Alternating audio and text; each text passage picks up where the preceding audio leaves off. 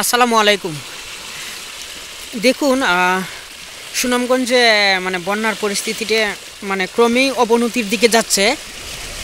এই যে দেখুন পানি কিন্তু একেবারে গড়ের কাছাকাছি এমনিই থাকে, কিন্তু ওই যে ওই বাঁধের উপর সাধারণত উঠে না, কিন্তু এখন দেখুন যে বাঁধের উপর কিন্তু পানি এইভাবে উঠে যাচ্ছে। এই যে দেখুন এই বাঁধটা তো মানে এখনো পুরোপুরি বন্যা, সুনামগঞ্জ আপাতত পুরোপুরি বন্যা এটা এখনো বলা যাচ্ছে না, কিন্তু আর একটু পানি বাড়লে কিন্তু পুরোপুরি মানে বন্যা হয়ে যাবে।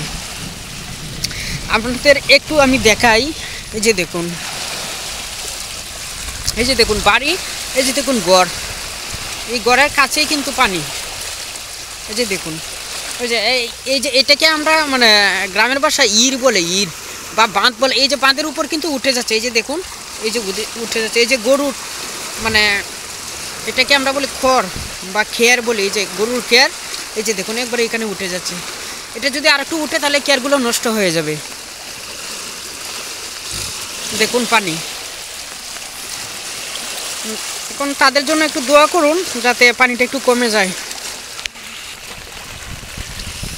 এই যে দেখুন বন্যার পানি। এ বাবু কই যাও? হ্যাঁ আসতে যাও, পরে যাবা। এই যে দেখুন একেবারে মানে আর একটু বাড়লে কিন্তু পানি মানে বন্যা হয়ে যাবে, ওই একবারে বাড়ির উপরে উঠে যাবে। পানি বাড়তে সাহায্য, এই যে ঢেউগুলো দেখুন যে কীরকম ঢেউ, অনেক বড় বড় ঢেউ কিন্তু। দেখুন এই যে দেখুন ঢেউগুলো, অবস্থা বেশি একটা ভালো না, আবার খুব বৃষ্টি হচ্ছে খুব জোরে জোরে।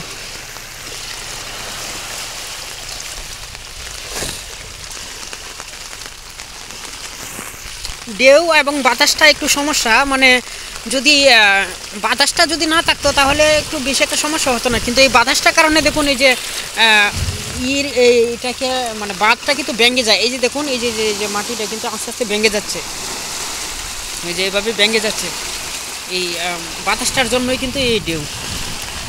তো বলা যায় যে বন্যার অবস্থা বেশি ভালো না, মানে অবনতির দিকে যাচ্ছে। সবাই তাদের জন্য দোয়া করি। দেখুন এই যে দেখুন একবারে ঢেউ হয়ে একেবারে বাড়ির এখানে পানি চলে যায়।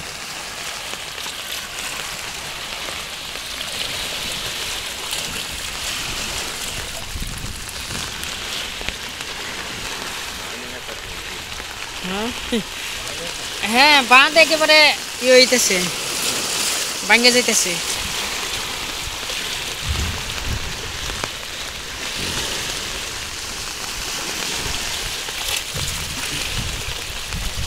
সবাই ভালো থাকুন। আসসালামু আলাইকুম।